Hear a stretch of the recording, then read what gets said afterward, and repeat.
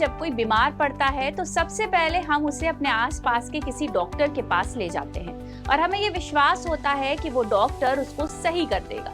आपने कई बार देखा होगा कि एक आम इंसान कैसे डॉक्टर को अपना भगवान मानकर उनको किसी भी खतरे से बाहर निकालने की उम्मीद लगाए रहता है। और शायद यही वजह है कि धरती पर डॉक्टर्स को भगवान का रूप माना जाता है और वहीं दूसरी तरफ डॉक्टर्स भी अपने मरीज को किसी भी खतरे से बाहर निकालने में कोई कसर नहीं छोड़ते। अब आप सोच रहे होंगे कि आज अचानक ये सब बातें क्यों? तो जो लोग समाज और देश की सेवा में अपनी जान की चिंता किए बगैर दिन रात लगे रहते हैं, उनके लिए साल का एक दिन तो समर्पित होना ही चाहिए। और आज यानी 1 जुलाई का दिन देश भर में डॉक्टर्स डे के रूप में मनाया जाता है। जी हाँ, भारत में 1 जुलाई को राष्ट्रीय चिकित्सक दिवस यानी नेशनल डॉक्टर्स डे के तौर पर मनाया जाता है। अब सवाल ये आता है कि आखिर इसी दिन को डॉक्टर्स डे के लिए क्यों चुना गया? आइए जानते हैं। भारत में पहली बार नेशनल डॉक्टर्स डे मनाने की शुरुआत साल 1991 से हुई थी।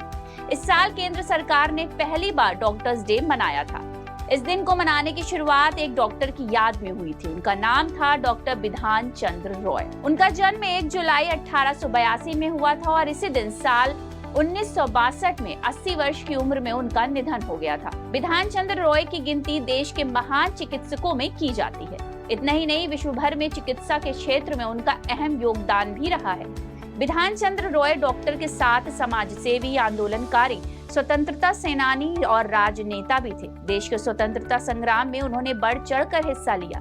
गांधी जी के आग्रह पर उन्होंने सक्रिय राजनीति में कदम रखा और इंडियन नेशनल कांग्रेस पार्टी में आ गए। डॉक्टर बिधान चंद्र रॉय के बारे में एक और बात बहुत प्रचलित है कि वो जो भी आय अर्जित करते थे वो सब दान कर दिया करते थे।